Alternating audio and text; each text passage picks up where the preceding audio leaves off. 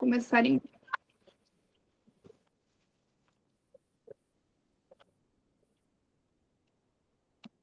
Beleza. Então, muito boa noite a todos e a todas, e para quem vai assistir depois, bom dia, boa tarde, né, no YouTube. Estamos aqui para o nosso aulão de redação da comunidade educacional Eu Que Lute. Então, meu nome é Júlia, sou a professora Júlia Ruas, do presencial, sou a professora de redação da nossa modalidade presencial, e a professora Andressa. Andressa, se quiser dar um oi aí. Ai, não estou te ouvindo, Andressa. Vocês estão ouvindo? Não, não, bugou. Tu tava de fone antes?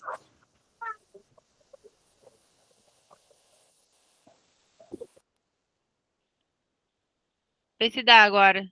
Agora sim. Ah, Agora tá. sim.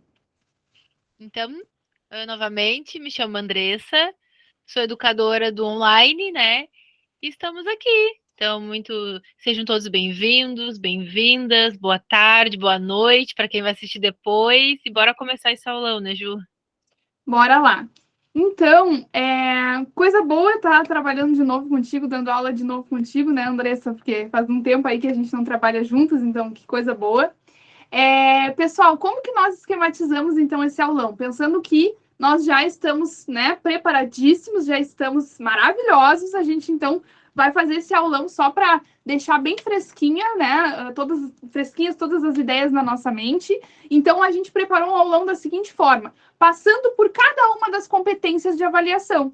Vocês lembram, né, de que o texto de vocês vai passar por 5 competências. Então, vocês têm 5 critérios ali, né, que serão avaliados o texto de vocês.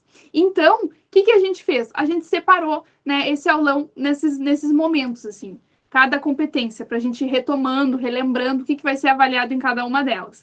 Então, seguinte, depois disso, né, a gente vai dar algumas dicas que a gente considera importantes, né, na redação, para a hora da escrita da redação e tudo mais. E no final, até se der tempo, né, a gente deixar um tempinho assim para tirar dúvidas, né, pessoal? Estamos aqui para tirar as dúvidas de vocês. E ao longo também, eu acho que se ao longo da nossa fala vocês tiverem alguma dúvida, levantem a mão aí, que a gente responde também para não deixar passar, né? Talvez esqueça.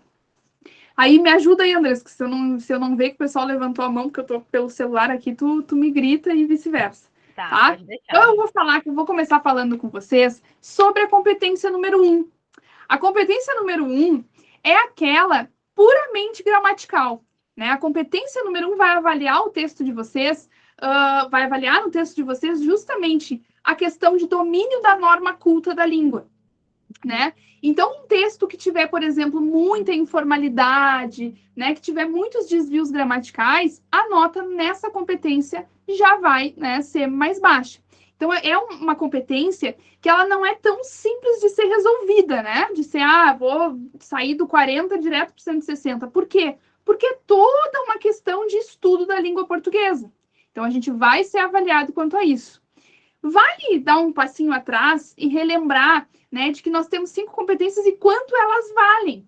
Elas valem 200 cada competência, né? Porque 200 vezes 5 é 1.000. Eu sempre falo para os alunos que eu não faço conta, mas essa conta eu sou obrigada a fazer toda semana quando eu estou corrigindo os textos de vocês. Então, cada competência pode, né, valer até 200.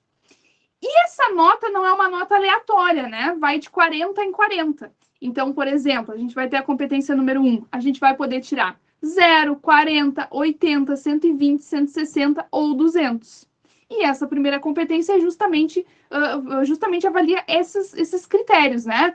Não fazer uso da primeira pessoa do singular, isso, né? Vocês já sabem muito bem que zera o texto. Eu não posso usar o eu acho, eu considero, eu penso que isso é zero, zero, zero sem pena. Eles realmente não têm pena, né? Sinto informar, mas eles não têm pena de dar zero quanto a isso.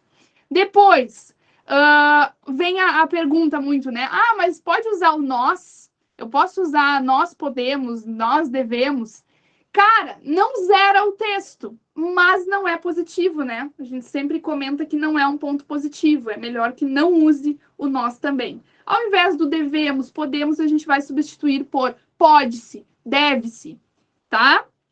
Ou a sociedade deve, a sociedade percebe, certo? Como já havia falado para vocês, formalidade, né? Temos que fazer um texto formal. A gente não pode usar palavras, expressões que sejam da nossa oralidade. E aí muito vejo nos textos, por exemplo, assim, e um belo exemplo é tal coisa. Gente, um belo exemplo é da nossa oralidade. É uma marca informal da nossa oralidade. Não é, né, uma expressão formal da língua portuguesa, da norma culta. Alguns textos que trazem, por incrível que pareça. Gente, também, oralidade. Né? Tem uma outra coisa que os alunos usam muito, e é da nossa oralidade, que é a locução verbal com o verbo acaba. Vejam se vocês se identificam, né? Porque eu vejo alunos usando assim, acaba interferindo, acaba causando, acaba gerando. Gente, isso é muito da nossa oralidade. Como que seria, né, na norma culta? Como que seria num texto formal? Ao invés de usar o acaba gerando, o que a gente vai fazer? Gera. Acaba ocorrendo, ocorre. Né? Acaba causando, causa. Então, busquem substituir essa locução verbal com o verbo acaba por um único verbo, né? Ser mais preciso e mais formal. Depois, repetição de palavras. A gente precisa cuidar isso, porque muitas vezes quem está escrevendo o texto nem percebe, né, que está repetindo. Mas para quem está lendo, e eu como corretora, e a Andressa como corretora, né, deve concordar, a gente, enquanto corretor, olha para o texto e já, na primeira leitura, a gente já consegue ver aquelas repetições excessivas de palavras ou de estruturas, né, terminar o parágrafo sempre do mesmo jeito, ou começar o parágrafo sempre do mesmo jeito. Essas repetições excessivas chamam muito a atenção do corretor, então evitem.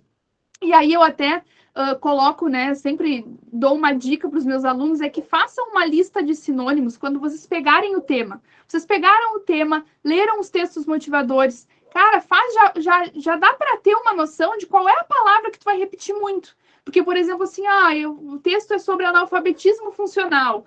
Eu já sei que eu vou repetir muito a palavra analfabetismo. E o texto é sobre situações de trabalho análogas à escravidão. Provavelmente eu vou usar muito a palavra o quê? Trabalhadores, né? Ou trabalho. Violência contra o professor. Qual é a palavra que eu vou usar muito?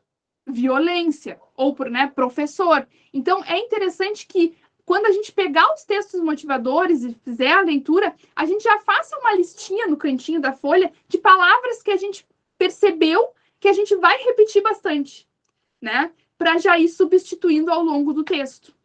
É uma dica que eu dou quanto a isso. Né? Outra questão que é muito avaliada na competência número 1 são as regras de acentuação. E aí eu chamo a atenção de vocês, gente, para que vocês marquem bem os acentos. Marquem os acentos, façam acentos grandes, chamativos. Por quê? Porque o texto de vocês vai ser digitalizado. E, às vezes, no momento ali da digitalização, se o acento for muito pequeno ou, né, muito fraquinho, pode sumir na hora de digitalizar. E se não está ali, não interessa, o corretor vai avaliar como, né, se não estivesse ali. Mas eu botei, mas ele não tem como saber, né? Ele vai avaliar o que ele está conseguindo enxergar. Por isso também que, por exemplo, a letra ilegível é 0, né? Um texto com letra ilegível é 0, porque não tem como o corretor adivinhar, né, gente? Não tem como ele corrigir. Então, um acento que, mas tinha um acento ali, tinha uma vírgula ali. Se na digitalização ela se perder, né, não tem o que fazer. Então, marquem bem, tá?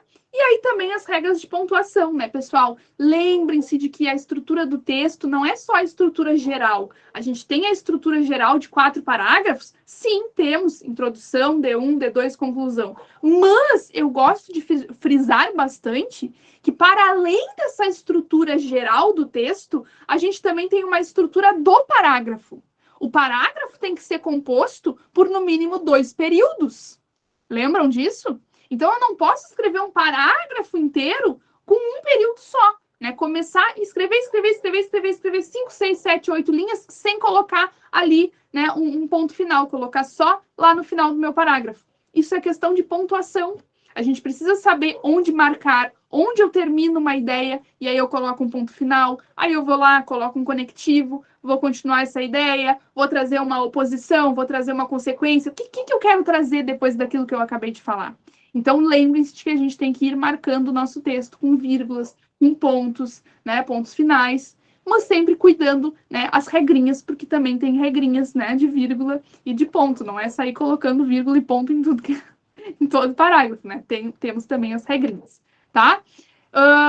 Mas basicamente de competência número 1 é isso. Quando nós partimos para a competência número 2, nós veremos que duas coisas serão avaliadas. Primeiramente, a compreensão do tema e o uso de repertório sociocultural. Então, percebam, em uma competência eu sou avaliada em duas coisas. Então, acho que é uma chance maior aí de a gente tirar uma nota boa, né? Não sei o que tu acha, Andressa, mas se a gente vai ser avaliado em duas coisas, né? Pelo menos, não fui tão bem numa, mas... Com certeza. Tem a chance de ser na outra. Sim, eu sempre gosto de falar que eles têm que prestar bastante atenção nesse quesito, né? Compreender a proposta, né? Ler, interpretar ali as palavras-chave, as ideias, e automaticamente fazer que eu chamo de circuito, né? Já pensar naquele repertório, que tipo de repertório cabe nesse eixo temático, né? Não adianta inserir diversos repertórios totalmente, né, impróprios naquele eixo. Então também tem que se atentar a isso, né? Exatamente. Cuidar o eixo. Eu acho que tem alguém querendo entrar, deixa eu ver. Tá. Eu vou ir cuidando isso, de tempo em tempo eu vou ir cuidando isso. Tá, beleza. Então eu vou falar com vocês Olá, Rafa, e a outra pessoa era não me lembro, a Rafa que entrou e a Lu, eu acho, a Lu. Sejam bem-vindas, tá? Estamos passando um pouquinho por cada competência. Então, na competência número 2, como a gente acabou de falar, né? Duas coisas serão avaliadas. Eu vou falar com vocês um pouquinho sobre compreensão do tema e depois a Andressa vai falar com vocês sobre repertório sociocultural, né? O uso de repertório sociocultural, ou também chamado de intertextos. Eu, particularmente, chamo bastante de intertexto. É a mesma coisa, tá? Pessoal, existem dois conceitos, né? Quando a gente vai tratar de redação, que é fuga do tema e tangenciamento. A fuga do tema é um fator que zera o texto. O texto era sobre A pessoa foi lá e falou sobre B. Falou sobre uma coisa totalmente diferente. Era sobre, né, um tema que aconteceu muito, isso foi a publicidade infantil, lá em 2012, por aí, eu acho. O tema do Enem, né, que foi publicidade infantil, e era para falar sobre as publicidades voltadas às crianças. E muita gente interpretou como se fossem as crianças dentro da publicidade, como atrizes, né, como atores. Não era. E isso aí é fuga do tema total, porque era sobre um assunto, a pessoa foi lá e falou sobre outra coisa totalmente diferente, tá? Isso é fuga, isso é zero. Só que existe uma coisa que se chama tangenciamento, que é quando a gente dá uma fugida, mas a gente consegue voltar. A gente não sai 100% daquele eixo, né? A gente consegue voltar para o foco. Vocês não farão nenhum dos dois, né? Nossos alunos, né, Andressa, não farão nenhum dos dois, nem fuga, nem tangenciamento. Mas eu acho interessante chamar a atenção para esses pontos. Por quê? Porque é fácil, entre aspas, com o nosso nervosismo, né, com o nosso medo, com a nossa ansiedade, é fácil disso acontecer. É fácil de fugir, é fácil de tangenciar. Porque a gente fica nervoso, a gente fica com medo, a gente fica, né, todas aquelas coisas que a gente bem sabe, eu e a Andressa já passamos por tudo isso, a gente sabe que é complicado. Então, o que é a primeira coisa? Cara, ler os textos motivadores. Me dá nos nervos, né, quando os alunos dizem que não vão ler os textos motivadores. Sim, vai ficar salvo e vai lá para o YouTube, tá, Yasmin? Beijo. Eu não vou ler os textos motivadores porque eu vou perder tempo. Não, criatura, isso não é perder tempo. Por favor, não associem a leitura dos textos motivadores a perder tempo. Não é perda de tempo, tá? Não é perda de tempo. A gente tem que ler os textos motivadores para ir captando ideias, porque os textos motivadores estão ali por um motivo. Eles foram escolhidos a dedo para estarem ali. Então, eu não posso ignorá-los. Então, a primeira coisa, ler os textos motivadores. Ponto. Não tem negociação. Comigo não tem. Vai ler os textos motivadores, né? E aí, depois, a gente precisa se atentar ao comando de texto. que é um comando de texto? O comando de texto é aquela frase que sintetiza tudo. Então, tu vai ter, né, o texto número 1, texto número 2, texto número 3, de diferentes gêneros, e aí tu vai ter lá no final, ou é em cima? É em cima ou no final? Acho que é no final, né? Uma frase que diz, escreva um texto, redija um texto dissertativo, argumentativo, piriri, pororó, em língua formal, em linguagem formal, sobre o tema. Caminhos para combater a violência contra o professor. Isso aí é o que a gente chama de comando de texto. E aí eu alerto vocês para o seguinte: a partir de um mesmo assunto, a gente pode ter diferentes comandos de texto. Então, por exemplo, eu vou ter o tema, né, o grande assunto, analfabetismo funcional no Brasil.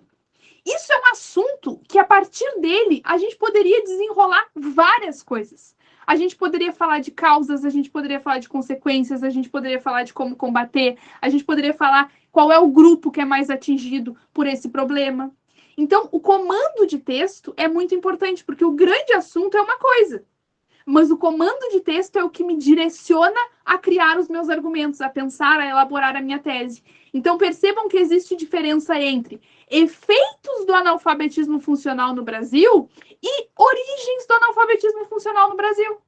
São, apesar de terem o mesmo assunto, são temas totalmente diferentes. São comandos que vão te levar a escrever um texto totalmente diferente. Quando a gente fala de efeitos, a gente está falando de impactos, a gente está falando de consequências do analfabetismo funcional.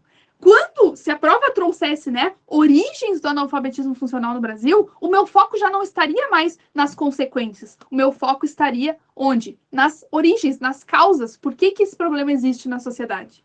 Então, são essas palavras-chave que a gente tem que estar de olho, tá? Andressa, já tô acabando, peraí. Sabe que eu não sei quem é que fala mais. Pode vir também um comando de texto que a gente enxerga ele como mais amplo, né? Que é, por exemplo, caminhos para combater o analfabetismo funcional no Brasil. E o Enem traz muito isso. Caminhos para combater tal coisa, caminhos para combater a intolerância religiosa, o racismo, enfim, né? Então, fiquem de olho nesse tema aqui, nesse comando de texto, porque esse comando de texto ele é mais amplo. Ele é mais aberto, ele te permite, se tu quiser fazer um texto de causa e consequência, se tu quiser falar só das consequências, só das causas, não tem problema. Por quê? Porque qual é a parte do texto onde tu vais combater o analfabetismo funcional? Na conclusão, né? No parágrafo de conclusão, lá na tua proposta de intervenção. Então, é isso, é ficar de olho no comando de texto para ver o que ele está te pedindo, tá? E aí trouxe mais um exemplo para vocês verem como pode vir também um comando de texto mais restrito a um grupo da sociedade. Olhem só, caminhos para combater o analfabetismo funcional entre os jovens brasileiros. Então, no meu texto, se eu ficasse falando de idoso, se eu falasse de adulto, se eu falasse de criança, eu estaria tangenciando. Eu estaria saindo do foco que seriam os jovens. Então, são essas palavrinhas que a gente precisa muito, muito, muito tomar cuidado, porque são elas que nos direcionam, né, para onde o nosso texto vai, para que lado o nosso texto vai. Vai ser um texto de causa, vai ser um texto de consequência, vai ser um texto de causa e consequência, vai ser um texto amplo, eu vou poder falar, né, entre aspas, o que eu quiser dentro desse assunto. Certo, queridos? Bom, e aí, depois, né, o outro ponto que é avaliado na competência número 2 é a intertextualidade. Andressa, eu só vou ver se tem alguém pedindo para entrar. Acho que não. Não. Certo, Júlio. Então, dando continuidade. Estão me escutando bem? Tá? Eu tô. Então tá. Acredito que todos estão, então. Então, dando continuidade, dentro da competência número 2, vai ser avaliado intertextualidade, ou repertório sociocultural. Ambas nomenclaturas têm o mesmo significado, o mesmo objetivo, mas cada um se apega naquilo que gosta, né? E o que é o repertório intertexto? Eu gosto de falar que o repertório intertexto são as nossas vivências, é de acordo com aquilo que a gente circula, né? O que a gente lê, o que a gente tem de atual, né? E a partir disso, a gente vai construindo a nossa visão, nossa concepção, para conseguir agregar nas nossas escritas. Para saber a intertextualidade, para ter esse conhecimento e saber como inserir ela na redação, tem que ler. Não tem outra alternativa a não ser ler. É chato, eu não quero, não gosto. a gente até entende, né, Ju? Mas não adianta, não tem como fugir. Tem algumas formas de inserir a intertextualidade na redação. Trouxe ali a referência, né, que também pode ser a alusão, a citação, a paródia, a parafrase, que é muito usada por muitos de vocês, talvez vocês nem tenham tanto conhecimento, a epígrafe, que eu acho que é assim que a pronúncia, né, que eu não utilizo muito essas nomenclaturas aqui. A gente parte sempre para a questão de filmes, séries, livros, a questão de dados, né? Os dados também são muito importantes. Por isso, quando vocês vão lá na coletânea revisitar ela, se atente aos dados. Né? Vocês não precisam, vocês não podem, não devem copiar nada da coletânea, mas aqueles dados podem servir para vocês conseguir fazer um link no pensamento de algo que vocês já leram e trazer para o texto de vocês. Né? Dentro da citação, eu gosto muito de frisar a questão da citação direta e indireta. Quando a citação for direta, vocês precisam colocar entre aspas, né? Vocês não podem colocar a citação ali aleatória sem isso, porque vocês estão... dá a entender que vocês estão copiando aquilo. E isso pode ser considerado plágio por alguns corretores. E eles adoram dar o canetaço e dizer, é plágio, porque não está entre aspas, né? Então, a importância de usar. Eu, particularmente, sempre indico os meus alunos, né, colocar a citação indireta. Por quê? Vocês têm mais autonomia dessa escrita, vocês conseguem até fazer uma parafrase dentro daquela relação, e fica bem harmonioso o texto, né? Então, não deixem assim para a última hora para procurar. Agora não tem o que fazer. Quem leu, leu. Quem não leu, não vai conseguir, né, fixar aquilo, né? E a gente também sempre indica os cadernos de intertextualidade, que se chama o quê? Tudo que vocês viram, galera. Tudo, tudinho. Por exemplo, as séries que eu gosto, os filmes que eu tenho acesso, né? Os livros que eu tô lendo, né? Aí ali até eu trago, né, que não existe uma maneira única de apresentar o repertório. O repertório ele é muito diversificado, mas vocês precisam colocar ele de acordo dentro das propostas de vocês. Vocês também precisam se atentar ao eixo temático. Não adianta tá falando sobre saúde e eu coloco um eixo temático sobre a arte, por exemplo. Algo bem aleatório. Não vai encaixar, não vai relacionar. Essa história que tem repertório coringas, né? Essas coisas assim, a gente escuta muito. Tá, vamos dizer assim, até dá para empurrar com a barriga em um certo momento para alguém, mas não vai ser cabível em todos os eixos temáticos. E é aí que vocês acabam pecando. E aí vocês perdem os pontos dentro dessa competência. Então, não vamos dar bobeira. Né? Ainda dá tempo de ler, dá tempo de revisitar, procurar o que está em alta, né? Ver as notícias, se atualizar. A gente está falando tanto em contexto de política. Será que vai ser política? Então, vamos se atentar a isso, né? Vamos escutar os nossos amigos, conversar com professores, com colegas, porque tudo isso faz parte do nosso mundo. O repertório está inserido no nosso mundo, gente. É o que a gente tem de acesso. Eu jamais vou colocar um repertório que eu desconheço. E aí é importante frisar que quando a gente fala em intertexto ou repertório, de novo, é a visão de vocês, é o que vocês estão lendo. Não adianta eu, Andressa, falar para vocês, coloquem o livro, por exemplo, de Jamila Ribeiro, sendo que ninguém leu. Aí vocês vão lá, copiam um trecho e vão lá, inserem, e lembram daquele trecho e inserem na proposta. Só que a proposta não está nem falando sobre racismo, nem sobre política, nem nada. E, não, mas eu achei bonito e vou colocar. É que nem frases, né, filosóficas, que todo mundo acha que todo pensador ali está dando certo, e não dá. Então, vamos se atentar a isso, cuidar esses excessos que vocês acabam pecando e acabam sendo penalizados. Porque, gente, a intertextualidade ela vai ser avaliada em todos os parágrafos. Né? Então, tem que ter intertexto na introdução, tem que ter intertexto no D1, tem que ter intertexto no D2, só não pode ter na conclusão.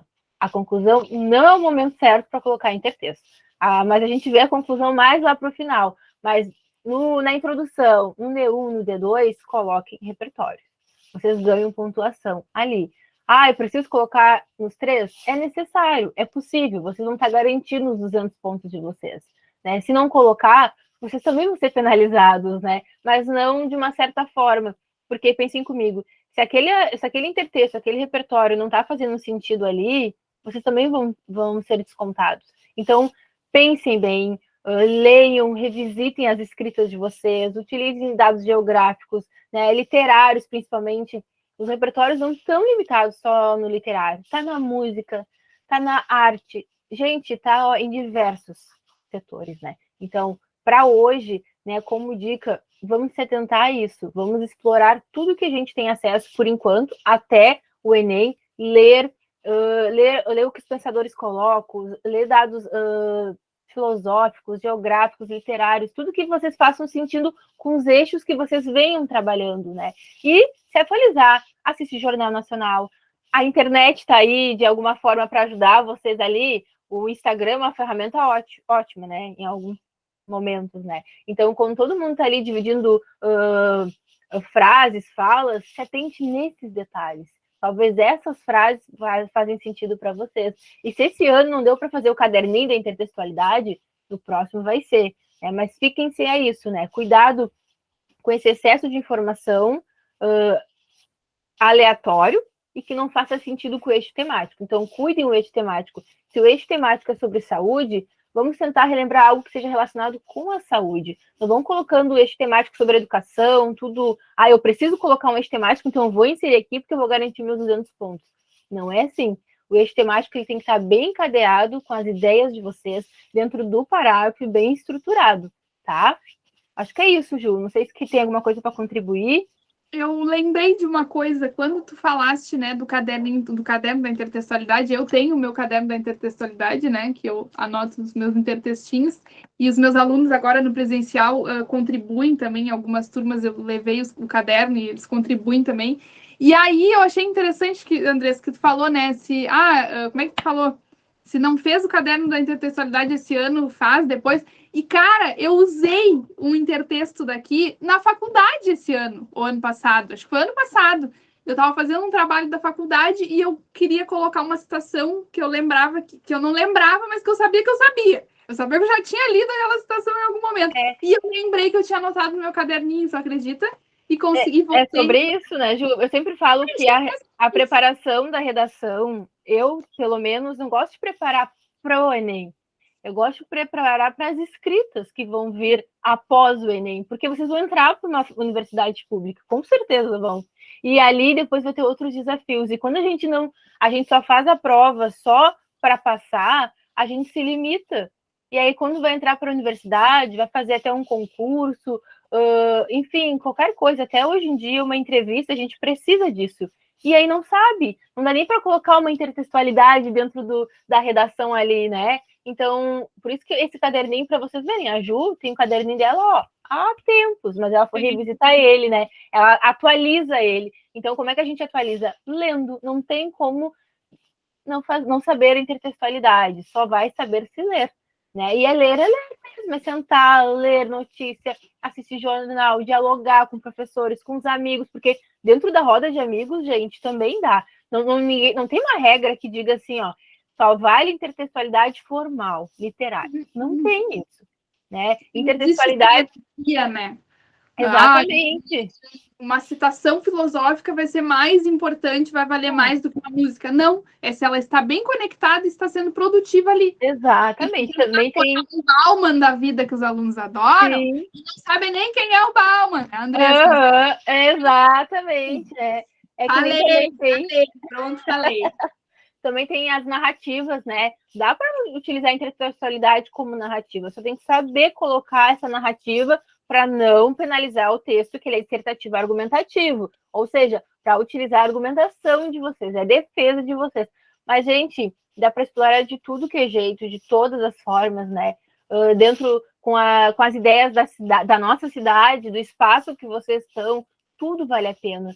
Só não dá para copiar nada da coletânea, né? Isso aí, vocês não podem ir lá pegar os trechinhos que às vezes tem na coletânea e eu vou querer colocar na minha redação. Não. Intertextualidade e repertório sociocultural do que eu sei, do meu meio, não da coletânea. A coletânea, em hipótese alguma, né? Então, já fica esse adentro, né, para vocês fixarem. Não posso copiar nada da coletânea. Eu posso ler ela, compreender ela, interpretar. E daí, começar, né, ter as minhas próprias ideias. Quer falar, Gu?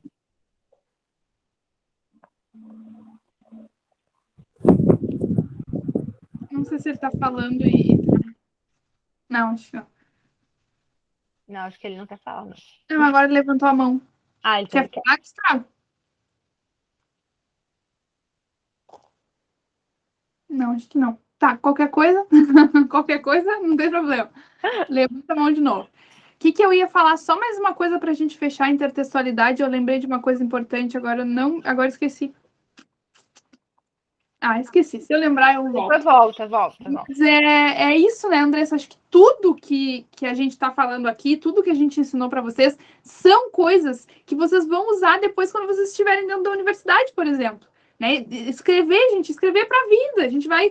Depois que a gente aprende a ler e escrever, não tem volta. Eu gosto de brincar, né? Não tem como voltar atrás e agora eu não vou mais saber ler e escrever. Não tem como. Posso ter dificuldade, mas eu não. Desaprender não tem como, né? Ontem mesmo eu estava na especialização e, gente, eu nunca imaginei que eu ia estar lendo um livro de história infantil para toda a turma, né? E ensinando, trocando aqueles movimentos de voz, né? Então, que bacana aquilo. E aquele livro já fixou para mim, né? Então, é isso, é vocês começarem a explorar, né?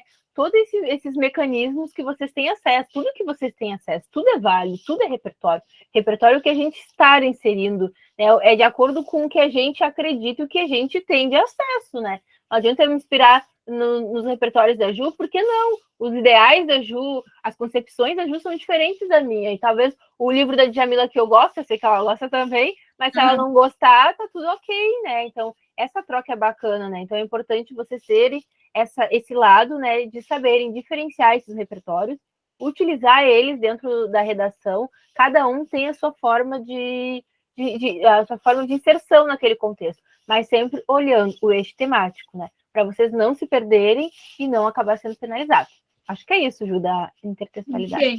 Vamos então para a terceira competência, que essa aí é fogo. Essa aí é fogo, né, Andressa? Porque essa daí, ó, é demais. Essa aí é demais. Pessoal, competência número 3 avalia a escolha e a defesa, e aí eu até coloquei em maiúscula, né? A defesa dos argumentos, tá? E também a estrutura do meu texto, né? Se o meu texto é um texto ali que tá com a estrutura correta, introdução, D1, D2, conclusão, enfim. Mas o foco dessa competência é a escolha e a defesa dos argumentos. Essa é a mais chatinha, né, Lu? Eu também acho. Eu vejo, assim, com base nesses anos de experiência que tem aluno que já tá, assim, ó, bombando.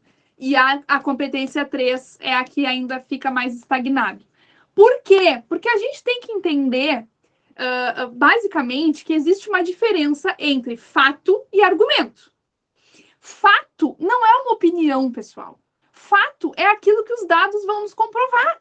Se eu falar que o Brasil é um país violento, isso é um fato, isso é uma verdade. Não dá para contestar, porque nós temos dados que nos comprovam isso, né? A violência contra a mulher existe no Brasil. Os crimes cibernéticos aumentam no Brasil. Fato, ponto, verdade. Ponto, acabou. Não tem como rebater, como contestar. Quando eu tenho um argumento, aí eu tenho uma opinião. Aí eu tenho, né, um ponto de vista. Que é isso que o texto quer. Porque o texto é um texto dissertativo argumentativo. Certo? Argumentativo. Argumentar. Se colocar dentro do texto. Claro que sem usar o eu, né? Quando eu digo isso, às vezes os alunos bugam. Mas como é que eu vou me colocar dentro do texto sem o eu? Ao invés de colocar eu acho que a violência é prejudicial, tira esse eu acho que. Afirma. Troca esses eu acho, né? Eu considero, por uma afirmação. A violência contra a mulher é prejudicial para a sociedade. A evasão escolar é prejudicial. Tal coisa gera danos. É se colocar dentro do texto dessa forma, fazendo afirmações, né? Afirmações que mostrem, né? Se tu acha que aquilo ali é um problema ou não e por que é um problema. Por que aquilo ali é um problema? É isso que tu tens que mostrar, né? A gente se torna bem pessimista quando a gente começa a escrever redação, porque a gente tem que encontrar problema em tudo, né? A gente tem que olhar para aquele assunto e encontrar problemas. Sim. Tem que ser bem... Eu também gosto de fazer com eles, sempre fazer a pergunta, né? Por que eu penso sobre isso? Porque a competência 3 é o que eu acredito, né? É o que eu concordo. Ou eu concordo ou discordo. Não tem esse termo imparcial. Eu acho que é por isso que é muito difícil a gente conseguir se colocar, porque talvez ficamos com medo, né? Eu me coloco junto, porque tem certos momentos que a gente pensa, será que eu posso concordar com esse assunto ou eu posso discordar desse assunto? E aí talvez não flui, né? A gente sabe que é o mais difícil, pessoal. A gente sabe, assim, de cara eu olho e penso, esse é o mais difícil. Porque às vezes parece também, mas a minha opinião é tão óbvia. Por que eu vou colocar minha opinião se ela é tão óbvia? Tem que colocar, porque sempre vai existir uma pessoa que não. Sempre vai existir uma outra pessoa que vai pensar o contrário, mesmo que seja, mas é óbvio que a violência é um problema. Será que é tão óbvio assim? Porque a gente vê que tem pessoas que naturalizam e que não acham errado ser violento. Então, será que é tão óbvio que a violência é um problema? Acho que não, né? Porque existem pessoas que... tua imagem caiu, Andressa. Não sei se está aí. Ela até tinha falado que não tinha dado problema no computador. Voltou. Mas é isso, né? Mesmo que seja óbvia, entre aspas, a opinião de vocês, coloquem, desenvolvam, mostrem por que vocês consideram aquilo ali um problema, né? Até coloquei ali, usa expressões que mostrem o teu descontentamento, a tua crítica. Porque sim, a gente vai ir para um lado mais de problematizar, né? No Enem a gente não tem muita opção de, vou falar bem daquilo ali. Não, é um problema social brasileiro. Então, se é um problema social, ele atinge alguma parte da população, ou até mesmo quase toda a população, então eu vou problematizar. E aí tem um tema que eu acho que mostra muito isso, assim. Teve um tema que eu fiz com o pessoal do presencial, Andressa. Pessoal do presencial, que era impactos dos influenciadores digitais na formação dos jovens brasileiros, tá? É um tema que pode ter dois lados, sim, tanto é que a gente fez no quadro 2 listas enormes de coisas positivas, né, de lados positivos e de lados negativos. Depois, o que eu fiz? Eu risquei o lado positivo, porque a gente não vai ir para o lado positivo. O Enem quer que a gente problematize, o Enem quer que a gente olhe para o que de ruim tem naquilo ali, né? Então, a gente vai para o lado negativo da coisa. O que muitos alunos fazem? É porque os influenciadores geram impactos. Gente, isso é fato, isso é verdade. O que eu tenho que fazer? Eu tenho que caracterizar esses impactos. São impactos bons? São impactos ruins? São impactos horríveis? São impactos infelizes? São impactos maravilhosos? Eu tenho que caracterizar isso. Porque impacto pode ser positivo, pode ser negativo. Influência pode ser positiva, pode ser negativa. Oi? E apontar que impactos são esses, Sim, né? Exatamente. Não. E problematizando, né? Por que esses impactos são realmente fazer uma tempestade em um copo d'água, né? A gente tem que olhar para aquele impacto. Brigar. Eu sempre gosto de falar que é aquela crítica que eu sempre gosto de relacionar quando a gente quer ir para uma festa, né? A gente quer ir para uma festa e a mãe não deixa ir para a festa. E a gente tem que argumentar para poder ir para aquela festa. E se o nosso argumento não for, verdadeiro, convincente, sabe? A gente não vai para tal da festa. Então é em cima disso, pensem nisso. Bom, eu acredito nisso e eu vou mostrar o meu ponto de vista. Por que eu acredito nisso? É uma briga, é tipo agora as eleições. Cada um tinha o seu partido. E quando a gente ia dialogar com as pessoas, a gente tinha uma argumentação ótima, gente. Porque eu ouvi vários argumentos de várias pessoas. E disse, nossa, isso aí se encaixa perfeito numa redação, sabe? Que eu ficava analisando as pessoas. Então, é partindo desse pressuposto, né? Quando a gente fala para vocês argumentar. É argumentar mesmo. A gente quer fazer pergunta dentro do desenvolvimento de vocês e questionar. Mas por quê? E por quê? Mas de que forma? Como poderia? É exatamente assim, né, Ju? E sanando as dúvidas que podem surgir no corretor. Tá, mas por que isso é um problema? Tá, mas por que é isso? Eu, claro, já vou encerrar por aqui, né, para a Andressa poder dar continuidade, mas fica de reflexão aí para que a gente pense nessa última semana sobre isso. Eu estou colocando, de fato, a minha opinião ou eu só estou falando verdades que não podem ser contestadas? Deem o texto de vocês para alguém ler, para o namorado, para a namorada, para alguém, e ver se essa pessoa consegue enxergar a problematização de vocês. Ver se essa pessoa consegue contestar e dizer, não, eu acho que eu consigo pensar o oposto. Porque só é uma opinião, só é um ponto de vista quando existir o outro lado da moeda, o outro lado do outro ponto de vista. Se é uma coisa que não tem o que contestar, é uma verdade absoluta, não é um argumento, certo? Expliquem, problematizem, critiquem, não tenham medo de criticar. Vocês têm que criticar, vocês têm que se posicionar frente àquele problema social. Certo? Bom, passo a palavra para a Andressa, só deixa eu ver se não tem ninguém pedindo para entrar. Não, beleza. Tá, continuando aqui, tem a competência 4. A competência 4, ela também é penalizada e muitos de vocês acabam relacionando com os conectivos. Só que essa competência, ela não avalia só os conectivos, ela avalia a coesão e coerência. O que é a coesão? Obviamente são os conectivos, e a coerência é o sentido. Ambos andam juntos, porque se eles estiverem separados, ou falta conectivo, ou falta sentido naquela frase. Né? Qual é a importância de utilizar esses conectivos? Esses conectivos, eles dão sustentabilidade nos parágrafos de vocês. É aquele velho ditado de estar tudo confuso, eu colocar um ademais, um todavia, ou um entretanto, um contudo.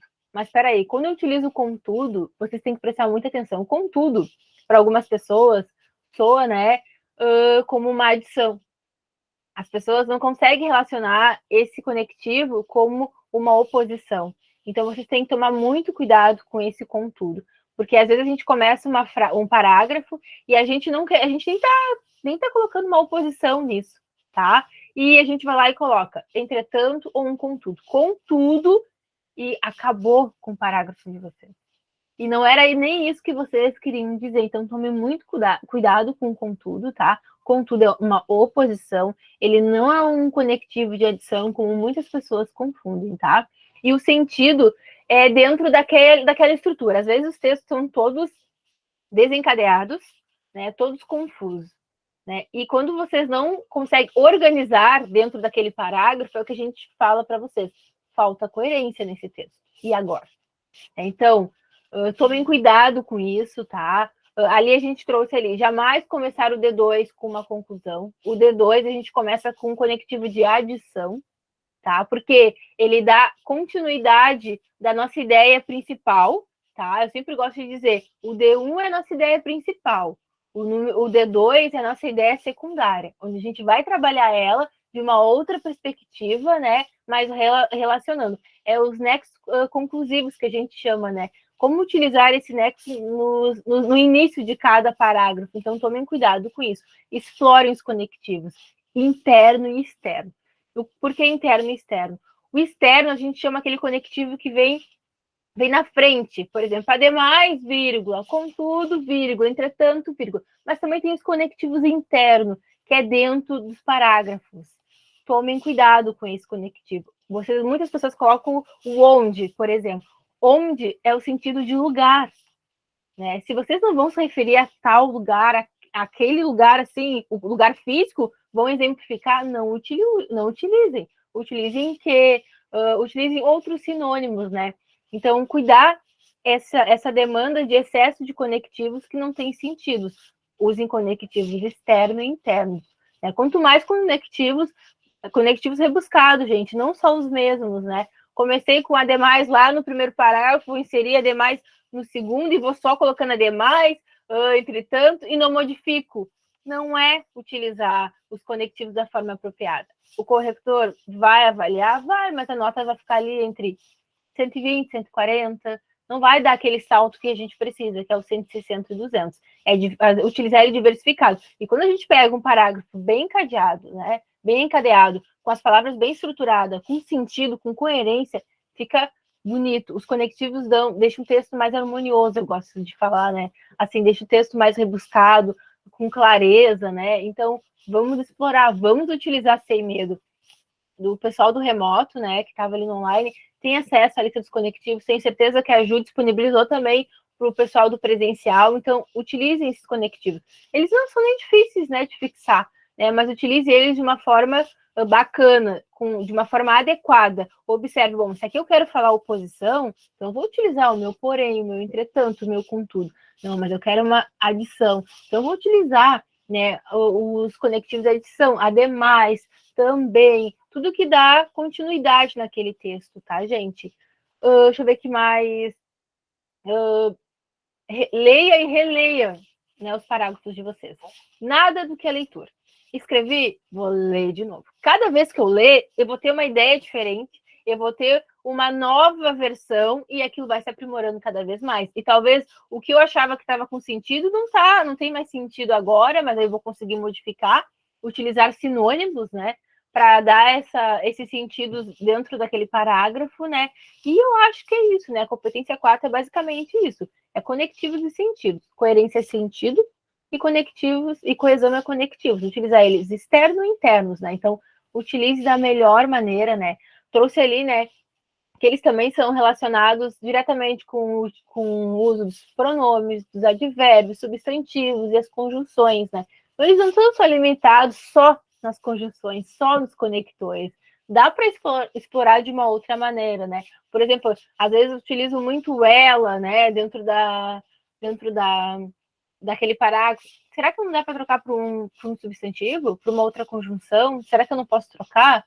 Né? Lá na proposta, quando vocês utilizar para fechamento o portanto, o logo, sabe? Por fim, por meio de que. Então, tem tantas formas, tem tantos conectivos para vocês utilizarem. Explorem esses conectivos, utilizem eles da forma adequada dentro de cada parágrafo, né?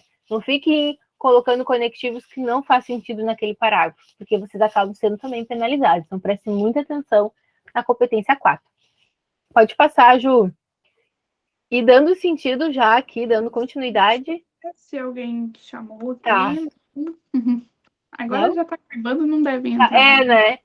E a competência 5. Confesso que é o meu xodó, a competência número 5. Eu também. Né?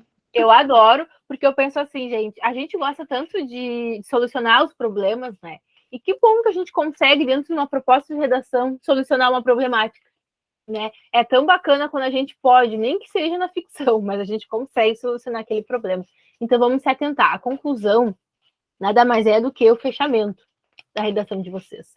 Aqui não é o momento de vocês utilizarem novas ideias, de vocês buscarem novos caminhos, de querer modificar o que colocou lá em cima. Não dá. Tá? É fechar, conclusão, fechamento daquilo. Fechamento da minha ideia. Né? Então, por meio da conclusão, vocês vão fazer a retomada do tema, tá? A retomada da tese de vocês, das ideias que vocês colocaram lá no início da introdução, do desenvolvimento, fazer essa retomada e uma proposta de intervenção. Ou seja, vocês têm que ter uma problemática. Né? Só vamos conseguir fazer uma proposta de intervenção quando tem um problema. Então, o problema vocês estão desenvolvendo no D1 e no D2. Na conclusão, vocês vão solucionar esse problema. E, para facilitar, vocês já sabem que tem o agente. Né? Aí vocês têm que pensar, quem vai resolver o problema? Tá? E procurar esse agente, de novo, de acordo com o eixo temático. Não adianta colocar qualquer agente, tá? Não vai fazer sentido. O corretor, o avaliador vai olhar e vai dizer, tá, mas esse agente não vai dar conta disso. Ele não vai conseguir resolver isso, não está nem ao alcance dele. Então, vamos pensar nisso quando a gente for propor a nossa proposta de intervenção. A ação, o que vai ser feito para resolver? Tá? Que ação pode ser feita, né? Então, vamos pensar nessa ação, né? O meio, como essa ação vai chegar ao público, de que maneira vai chegar às pessoas que eu quero que seja solucionado, ou de que maneira vai chegar ao problema que eu quero que seja solucionado. O objetivo, por qual motivo essa ação, com qual intuito, como isso pode ajudar, tem que ter um sentido, tem que ter uma finalidade. E o que eu chamo, né, o que chamamos, né, de o detalhamento. Né? O detalhamento é sempre importante vocês fazerem, tá? A informação extra adicional, normalmente as pessoas utilizam a parte da ação para fazer, né? Gostam de explorar melhor ali, mas vocês podem fazer detalhamento de qualquer um dos 4 elementos. Respondendo essas perguntinhas aqui, esses elementos que tem, vocês conseguem fechar a proposta de intervenção de vocês. E retomando, utilizando os conectivos nessa proposta, né? Iniciando essa proposta de intervenção com nexo conclusivo adequado, explorando os conectivos, portanto, logo, sendo assim, dessa maneira, tem tantas formas de utilizar, né, esses conectivos dentro da proposta de intervenção, dentro dessa conclusão. Então, ter esse cuidado, né, procurar saber que a gente, eu sempre gosto de fazer o texto circuito que eu chamo, né, quando eu inicio a minha introdução, eu já tenho que pensar no meu final. Quando eu inicio os meus argumentos lá na introdução, eu já tenho que pensar quem vai ser meu agente, quem vai solucionar isso. Ai, mas eu já tô me antecipando. Não, gente. Vocês, tá, de qualquer forma, estão se antecipando sim, mas já estão pensando numa ação, num agente, quem é que vai fazer essa problemática? Bom, se o eixo é sobre educação, o Ministério da Educação vai resolver isso para mim. Então, eu já sei que o Ministério da Educação vai resolver. Eu só tenho que saber como que ele vai resolver, de que forma que ele vai resolver. Né? E aí vocês já começam a dar um gás na redação de vocês já começam a observar a redação de vocês e dar sequência, dar essa continuidade, né? Então, eu acho que da competência 5 é isso. Se vocês responderem desta forma, desta maneira, tenho certeza que vocês vão garantir os 200 pontos. Faz aquele detalhamento, não insere informações novas, não coloca intertextos de hipótese alguma. Aqui ninguém quer repertório sociocultural. Aqui ninguém quer uma alusão histórica. A gente não quer citação aqui. A gente quer o quê? Retomada do tema, uma proposta de intervenção. Como eu vou solucionar esse meu problema? De que maneira? De que forma? Como? Com qual intuito? E acho que é isso. Exatamente. E enquanto tu falava, eu lembrei de uma coisa e eu acabei esquecendo de novo, viu? Ah, não, lembrei. Que é uma competência que no começo, quando a gente começa a escrever o texto, a gente fica com medo, né? Ai, um monte de coisa, tem que botar a gente, tem que botar ação, tem que botar isso, tem que botar aquilo. Mas depois que tu pega a prática, se torna super, assim, não vou dizer fácil, mas tu vê que, na verdade, só tem que responder aquelas perguntas ali e já é uma baita oportunidade de tirar, no mínimo, 120, né? Um 160 se tu responder tudo e um 200 se tu der um detalhamento legal. Ponto. Exatamente, Ju. E a importância do projeto de texto, né? As redações nota 1000, que a gente fica ali olhando, fica encantado, como é que elas são produzidas? Esses alunos, eles fazem um projeto de texto antes. Eles organizam essas ideias, para depois eles começarem a construir, né? E, gente, não tenham medo de organizar essas ideias no dia da redação. Vocês não vão perder tempo fazendo isso. Ao contrário, vão ganhar tempo. Quando vocês vão em volta, organizam essas ideias, selecionam essas ideias e começam a construir, vocês estão ganhando tempo na construção de vocês, tá? Na construção da redação de vocês. Acho que isso aqui tu já falou, né, Andressa? Não sei se tu precisa... Já falei. A única coisa que dá para colocar também é a questão da proposta não ser tão longa. Não confundem a proposta longa com objetiva, tá? A proposta ela tem que responder aqueles elementos, ela tem que ser super objetiva, mas ela não precisa ser extensa, né? No máximo, aqui 9 linhas dá para desenvolver tranquilamente a proposta de vocês. Não precisa botar assim, uma enciclopédia que a gente começa, não, vou encher de informação, porque daí o corretor vai passar despercebido. Não passa, eles leem. Em torno ali de 7, 8, né? 7, 8, no máximo 9 linhas mesmo. Mas deixem esse espaço também, porque aí também não pode acontecer o contrário, escreveu, deixou 4 linhas. Não dá. Responder tudo isso em 4 linhas, né? Pequem pelo excesso, sempre. Pessoal, eu anotei aqui algumas diquinhas rápidas para falar para vocês, tá? Nós já estamos indo para o final, porque eu, infelizmente, tenho horário, então a gente não pode passar muito, né? Mas já vão preparando as perguntas de vocês. Se vocês tiverem perguntas, já vão botando as perguntas aí, tá? Primeiramente, confiram o local da prova com antecedência, pelo amor de Deus, não me deixem para olhar o local de manhã, no dia da prova de manhã. Olhem, botem no Google Maps, né? Vejam se vocês sabem onde é. Eu aconselho que vocês comam, que vocês bebam água, que vocês vão ao banheiro. Tem gente que fala que isso é perda de tempo. Eu não acho, podem discordar, mas eu não acho, porque eu penso assim, eu tô lá, louca para fazer xixi. Ai, mas eu não vou ir, vou perder tempo. Mas aí a tua cabeça só fica nisso aqui. Ai, eu preciso fazer xixi. E aí tu estás perdendo tempo, porque tu estás perdendo de pensar no que tu tens que pensar e fica pensando, né? Ai, tô com fome, aí a barriga fica fazendo barulho. Cara, levem um chocolatezinho, levem uma bolachinha, levem água, vão ao banheiro. Isso não é perda de tempo. Ao meu ver, não é. Planejamento de texto, que foi o que a Andressa falou, né? Ela usou outro termo, ela usou projeto de texto, né? Eu uso planejamento de texto, é a mesma coisa, né? É esquematizar, é fazer o rascunho do meu texto. Ah, esse é meu argumento 1, meu argumento 2, né? Já ter ali os meus argumentos antes de começar a escrever, já pensar nos meus intertextos e, sim, já pensar na minha proposta de intervenção. Responder essas perguntas, o que fazer, como fazer, quem vai fazer, para quê, qual o detalhamento, antes mesmo de começar o texto, com certeza. Ponto final.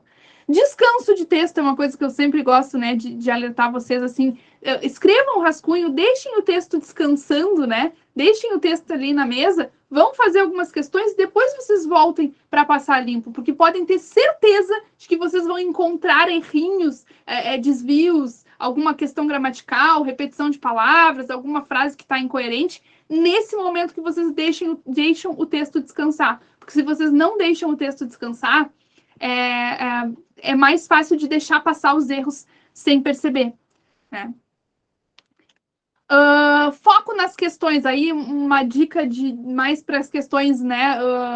As questões de múltipla escolha. Leiam primeiro o enunciado, porque vocês sabem que os textos são grandes, né? O Enem traz textos, um texto para cada questão. Então, já deixo aí de bônus, né? Uma dica para as questões de múltipla escolha, que vocês leiam primeiro o enunciado. Leiam qual é o enunciado, o que vocês têm que achar, para que a leitura de vocês do texto seja já mais direcionada, né? E da mesma forma, façam isso com os textos motivadores. Leiam primeiro o comando de texto e depois leiam os textos motivadores, né? Para vocês já terem uma noção qual é o assunto principal ali daqueles textos.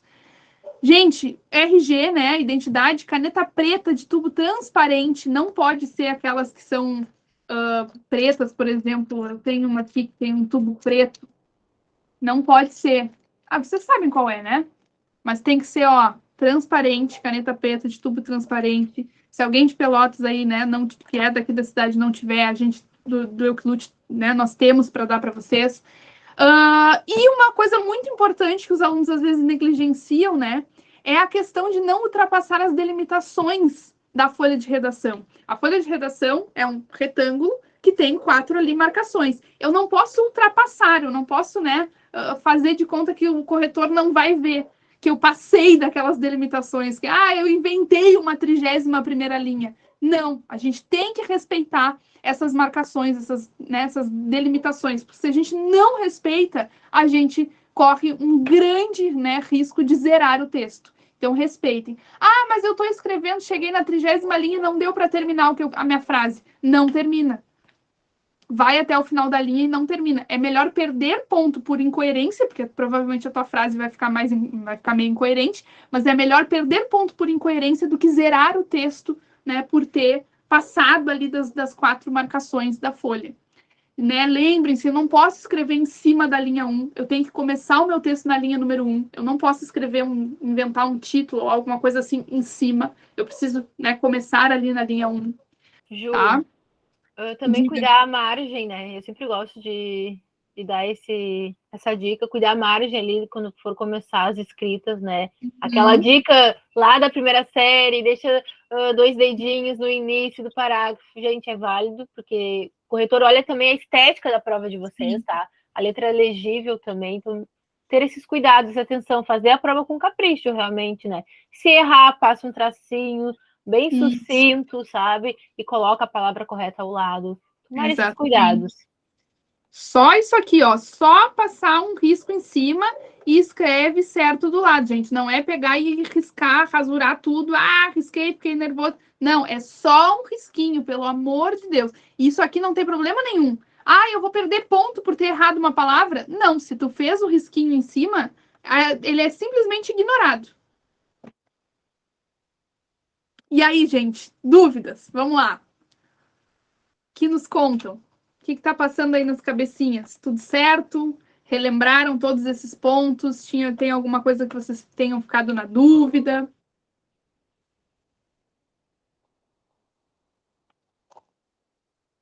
Vai dar tudo certo. A gente estudou, a gente fez redações, a gente corrigiu muita redação, né, Andressa? Não sei como é que foi aí no online, mas no presencial, bastante redação. Ainda tenho umas redações para entregar semana que vem. Foi tranquilo, assim, no remoto também, todo mundo enviou as redações, então acho que eles estão preparados. E não se cobrem tanto, sabe? Vocês já chegaram até aqui, então já é super válido, né? Então respirem que vai dar tudo certo, tá?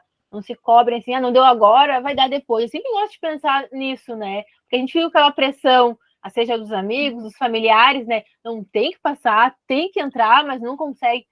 Calma, gente, tudo tem seu tempo. Só a gente sabe, né? Todo o nosso esforço. E detalhe, não tinha... Eu gosto de dizer que eu mesma estudei por conta própria. Eu não tive cursinho para conseguir entrar numa universidade pública, né? Então, tive que dar meus pulos, né? Então, vocês tiveram já essa ajuda, esse cuidado, né? Vocês também disponibilizaram o tempo de vocês, que é precioso para estar à noite, durante o dia lá com a Ju, enfim. Então, tá tudo bem, vocês vão arrasar. Esqueci o que eu ia falar, mas eu estava falando, né, que só a gente sabe o que a gente passou. Então, Lembrei. Pensem que todo esse conhecimento que a gente adquiriu, que a gente construiu juntos aqui, vai ser para a vida de vocês, vai ser para o ano que vem, né? Vai ser para depois. Eu tenho certeza que vocês vão estar lá na universidade, vocês vão lembrar de mim e da Andressa quando vocês tiverem que fazer o TCC de vocês, quando vocês tiverem que fazer os trabalhos de vocês vão lembrar da gente falando da crase, da gente falando da vírgula. Entendam que todo esse conhecimento é para a vida, né? Não é só para o Enem. Perguntaram para a gente, Andressa, se esse material vai ser disponibilizado. A gente pode colocar nas pastas, né? Eu posso colocar na pasta do presencial e a Andressa pode colocar na pasta do remoto, não tem problema. E a Débora perguntou se sempre deixar a redação por último. Eu já acho o contrário. Eu não sei o que a Andressa acha, mas eu sugiro, né? A minha dica é que vocês cheguem, façam a redação, o rascunho da redação, primeira coisa, porque vocês vão estar com energia, vocês vão estar, né, com todo o gás. Então, cheguem, escrevam o rascunho da redação, deixem o texto descansando, que é a dica que eu dou, né? Andressa, não sei, mas eu gosto de dizer para deixar o texto descansar, deixa o texto um pouquinho de lado, vai fazer umas questões, né, de linguagens, de humanas, e aí depois dá um tempinho e volta para passar o texto a limpo. Mas eu aconselho que seja a primeira coisa. Eu também compartilho da mesma opinião, Ju. Gosto de iniciar a redação também, fazer esse mesmo processo. Faz ali a seleção das ideias, organiza elas naquele parágrafo, deixa ele no cantinho ali, aguardando. Às vezes, durante as leituras, as questões, as outras, vocês conseguem tirar alguma coisa que dá um estralo. Posso mudar a minha ideia ali. Aí pode revisitar aquele texto, organizar ele de novo, e aí sim passar o cartão de resposta, né? E cuidem esse cartão. Esse cartão, ele não vai ser substituído, né? Então, tomem cuidado. Garrafinha de água no chão mesmo, porque ao abrir ela, principalmente que tem gás, molha tudo, tá? Então, tomem esse cuidado, né? Quem for levar chocolate, essas coisas, cuidado ao comer para não sujar muitas mãos, né? E rabiscar ali o cartão. Exatamente. Mais alguma dúvida, pessoal? Digam-nos.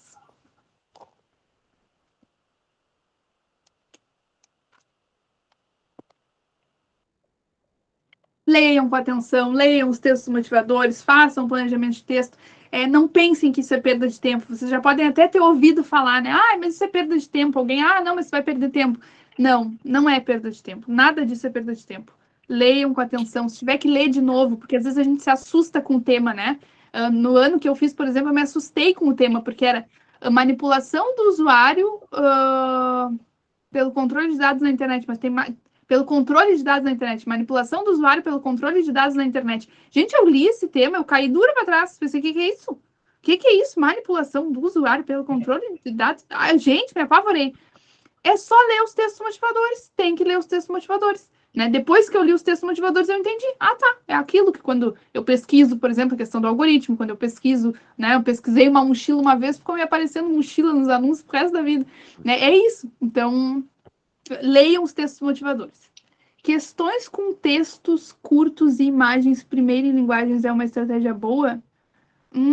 Nossa, eu nunca dei aula de linguagens, assim, porque eu sou da redação mesmo.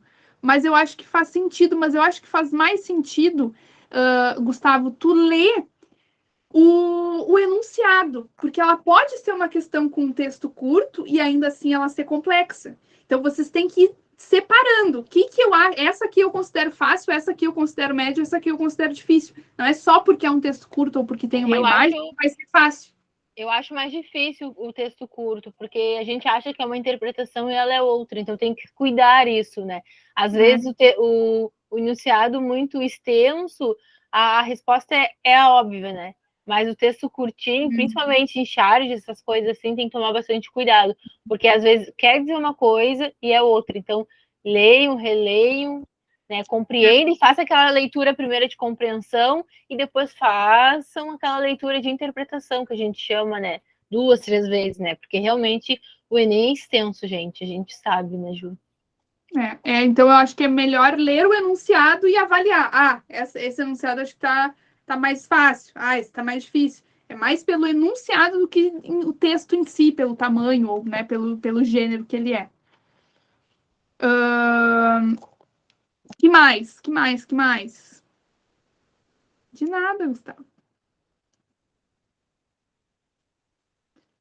Bom, queridos, como eu tenho horário, eu já vou me despedindo de vocês, então, né? Vocês sabem também que qualquer dúvida que vocês tiverem, podem chamar a Andressa no WhatsApp. Olha, eu já estou dizendo, né, Andressa? Acredito que possam chamar ela no WhatsApp, podem me chamar no WhatsApp, tá? Estamos aqui ainda nessas semanas, nessa última semana, né? Já é sexta-feira, então, nessa última semana ainda estamos dispostas a responder vocês, a tirar dúvidas, a dar uma olhada em algum texto, tá?